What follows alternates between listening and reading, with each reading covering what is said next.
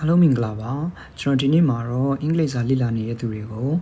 ဒီကိုယ့်ရဲ့ vocabulary တွေကိုဘယ်လိုမျိုးအလွယ်ကူဆုံးနည်းလမ်းနဲ့ improve ဖြစ်အောင်လုပ်မလဲဆိုရယ်ဟာနဲ့ပတ်သက်ပြီးတော့ကျွန်တော် sharing လေးလုပ်ပေးသွားမှာဖြစ်ပါတယ်အဲ့တော့ဒီနည်းလမ်းကိုသိချင်အပြင်ကျွန်တော်တို့ဒီ vocabulary ကိုလွယ်ကူကူနဲ့ကျွန်တော်တို့မှတ်သားနိုင်မယ်နောက်တစ်ခုကကျွန်တော်ကိုမသိတဲ့စကားလုံးတွေကိုတော့မှကျွန်တော်တို့ကဘာလဲဆိုတော့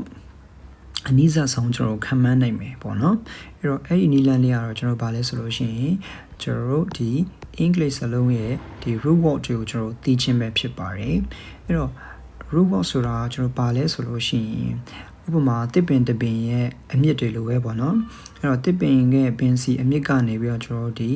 အကဲအခက်တွေနောက်အသီးအပွင့်တွေအရွက်တွေထွက်သွားသလိုမျိုးပေါ့နော်အဲ့ကျွန်တော်ဒီEnglish စလုံးမှာလည်းဒီ hori root word ကိုသိချင်းအပြင်ကျွန်တော်တို့ကအဲ့ဒီ root word နေရာနဲ့ distinction စကားလုံးတွေအများကြီးကျွန်တော်တို့ကပြုလုပ်လို့ရတယ်ပေါ့နော် okay အဲ့တော့ဒီအခြေခံအပြင် English စလုံးမှာဆိုလို့ရှိရင်ကျွန်တော်တို့ကဒီ words တစ်ခုမှာဆိုဘယ်လိုမျိုးလေးဖွဲ့စည်းထားရတယ်ဆိုလဲဆိုတော့ကျွန်တော်တို့ဒီ root word ပါတယ်ပေါ့နော်အဲ့တော့ root word ရဲ့root word ကိုနောက်ထပ်ကကျွန်တော်ရှေ့မှာထားရဲကျွန်တော် set လို့ခေါ်ရဲ prefix ပေါ့နော်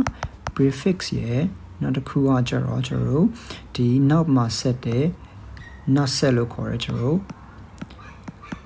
suffix ရဲ့ဆိုပြီးတော့မှအခြေခံအပြင်ကျွန်တော်ဒီလိုမျိုးဖွဲ့စည်းထားလိမ့်ရှိတယ်ပေါ့နော်အဲ့တော့ကျွန်တော်ကဟောဒီ root word ကိုသိချင်းဖြင့်ဒီစလုံးတွေရဲ့ suffix နဲ့ prefix ကိုသုံးပြီးတော့သူ့ရဲ့နောက်ထပ်စကားလုံးတွေအများကြီးကို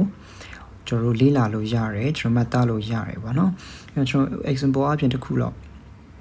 ဥပမာတစ်ခုတော့ပြောပြပါမယ်အဲ့တော့ဥပမာကျွန်တော်ဒီစကားလုံး port ပေါ့နော် okay port ကအဓိပ္ပာယ်ကကျတော့ကျွန်တော်သူကကျတော့ဒီတဲယူရဲဆိုတဲ့အဓိပ္ပာယ်ပေါ့နော်တဲယူရဲဆိုတဲ့အဓိပ္ပာယ်ရှိပါတယ်ပေါ့နော်အဲ့တော့သူရဲ့ port ဆိုတဲ့အဓိပ္ပာယ်ကအဲ့တော့သူကကျွန်တော်တို့ဒါ root word ပေါ့နော်အဲ့တော့အဲ့ root word ကိုသုံးပြီးတော့မှကျွန်တော်တို့ကစကားလုံးတွေအများကြီးကိုကျွန်တော်တို့လေ့လာလို့ရတယ်ပေါ့နော်အဲ့တော့ဥပမာအားဖြင့်ကျွန်တော်တို့ဒီport ကနေပြီးတော့ဘာရှိမလဲဆိုလို့ရှိရင်ပထမဆုံးအနေနဲ့ကျွန်တော်တို့ဒီ portable အဲ့တော့ portable ဆိုတော့ဟိုဒီမှာကျွန်တော်တို့ဒီမှာရှိတဲ့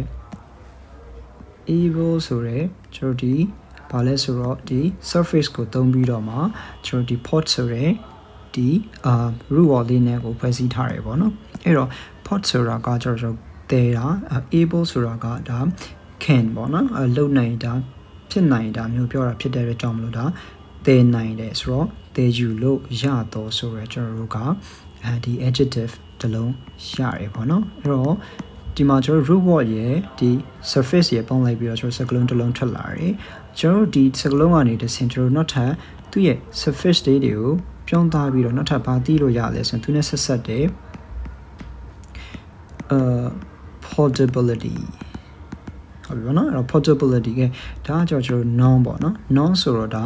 တည်ယူလို့ရနိုင်မှုပေါ့စသဖြင့်ပေါ့နော်အဲ့ဒီစလုံးမျိုးတွေကိုဒီကျွန်တော်တို့တီးဝနိုင်တယ်ပေါ့နော်အဲ့တော့ဒီမှာဆိုလို့ရှိရင်လည်း root word က port ပဲပေါ့နော်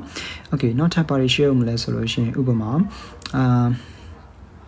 port ဆိုတော့ဥပမာ import okay အဲ့ဒီမှာဆိုလို့ရှိရင်လည်းကျွန်တော်တို့ကဘာလဲဆိုတော့ဒီမှာ prefix import နဲ့ဟောဒီမှာရှိတဲ့ကျွန်တော်တို့ root word port ကိုသုံးထားရပါတော့ im ဆိုတာကကြတော့ဒီ inside ဆိုတဲ့အဓိပ္ပာယ်နဲ့ရတယ်ပေါ့နော်အဲ့တော့ port ဆိုတာက carry လုပ်တာအဲ့တော့အတွင်းကို carry လုပ်တယ်ဆိုတော့ကျွန်တော်တို့ကဘာလဲဆိုတော့သွင်းကုန်ဆိုပြီးတော့မှကျွန်တော်တို့အဓိပ္ပာယ်ရတယ်ပေါ့နော်အဲ့ဒါနေပြီးတော့ကျွန်တော်တို့ကဒီတခြား prefix suffix တွေသုံးပြီးတော့မှလေ့လာသွားလို့ရတယ်ပေါ့နော်အဲ့နောက်တစ်ခုကကျတော့ဒီ importer တို့ပါတော့ပေါ့နော်အဲ့နောက်တစ်ခုကကျတော့ကျွန်တော်တို့ဒီမှာဆိုရင် export အဲ့တော့ export x ဆိုတာကကျွန်တော်တို့ဒီ outside လို့ပြောပါတယ်အဲ့တော့ဒီသူ့ရဲ့ root word ဖြစ်တဲ့ port နဲ့ပေါင်းလိုက်လို့ရှင်ကျွန်တော်တို့ဒီ export ဆိုရဲဒီပို့ကုန်ဖြစ်လာတယ်ပေါ့နော် okay ဆိုတော့ဒီလိုမျိုး root word ကိုသိချင်ကျွန်တော်ဒီစလုံးတွေကိုအနည်းစားဆုံးကျွန်တော် command လို့ရတယ်ပေါ့အဲနောက်ထပ်စလုံးအနေနဲ့ဆိုလို့ရှိရင် port ပါတဲ့စလုံးအနေနဲ့ဆိုရင်ဥပမာ transport နောက်တစ်ခုအဲ transport ကနေဒီမှာဆိုလို့ရှိရင် root word ဒါဆိုလို့ရှိရင်ဒါ port က carry လောက်တာဖြစ်တဲ့ကြောင့် transport ဒီဒါတနေရာကနေတနေရာကို carry လုပ်တယ်ဒါဆိုရင်ဒါပို့ဆောင်ဆက်သွယ်ရေးဆိုတဲ့အနေနဲ့သုံးတယ်ပေါ့နော်အဲဒီကနေပြီးတော့မှကျွန်တော် transportation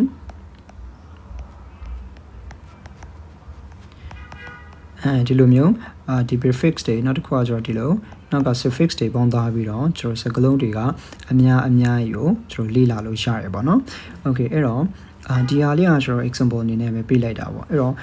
ဒီလို root word ကိုသိချင်းအပြင်ကျွန်တော်တို့ကဒီမှာစကားလုံးတွေအများကြီးကိုဒီလိုမျိုးစင်ပွားကျွန်တော်တို့မှတ်သွားလို့ရတယ်လေ့လာသွားလို့ရတယ်ပေါ့နော် okay အဲ့တော့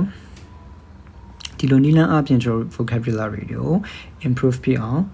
လုပ်လို့ရပါတယ်ပေါ့နော်အဲ့တော့နောက်တစ်ပိုင်းမှာကျွန်တော်တို့ဒီနောက်ဗီဒီယိုဒီမှာကျွန်တော်ဒီ prefix နဲ့ suffix တွေကိုဘယ်လိုမျိုးခွဲမလဲနောက်ထပ်ဘယ်လိုမျိုးတွေရှိလဲဆိုတဲ့ဟာနဲ့ပတ်သက်ပြီးတော့ကျွန်တော်ဆက်ပြီးတော့မှရှင်းပြပေးသွားမှာဖြစ်ပါတယ်အဲ့တော့ဒီဗီဒီယိုမှာတော့ကျွန်တော်ဒီလောက်ပဲပေါ့နော်အားလုံးပဲကျွန်တော်ဒါဆိုရင်ကျွန်တော်နောက်ထပ်ဒီ root word တစ်ခုလေးပေးပါမယ်အဲ့ဒီဟာလေးကိုကျွန်တော်စဉ်းစားပြီးတော့အောက်က comment လေးမှာရေးသွားပေးခဲ့ပါဦးเนาะအဲ့တော့ကျွန်တော်ပေးမဲ့ root word ကကျွန်တော် tract ပါအဲ့တော့ tract ရဲ့ meaning ကကျတော့ကျွန်တော်တို့ဗာလဲဆိုတော့ဒီဒါမှမဟုတ်ရင်ကျွန်တော် draw ဆိုတဲ့အဓိပ္ပာယ်ရပါတယ် okay ဒါဆိုလို့ရှိရင် root word သိပြီဆိုတော့တခြား track နဲ့ root word ပါတဲ့တခြားစကားလုံးလေးတွေကိုစဉ်းစားပြီးတော့ comment မှာရေးခဲ့ပေးကြပါဦးเนาะ okay အားလုံးပဲဒီနေ့ဗီဒီယိုလေးကဒီမိတ်ဆွေတို့ရဲ့အကျိုးရှိသွားမယ်လို့ထင်ပါတယ်အဲနောက်ဗီဒီယိုလေးတွေအတွက်လည်းကျွန်တော်ရဲ့ channel လေးကို subscribe လုပ်ခဲ့ပေးဖို့ကျွန်တော်တောင်းဆိုချင်ပါတယ်နောက်ဗီဒီယိုမှာပြန်တွေ့ပါမယ်အားလုံးကျေးဇူးတင်ပါတယ်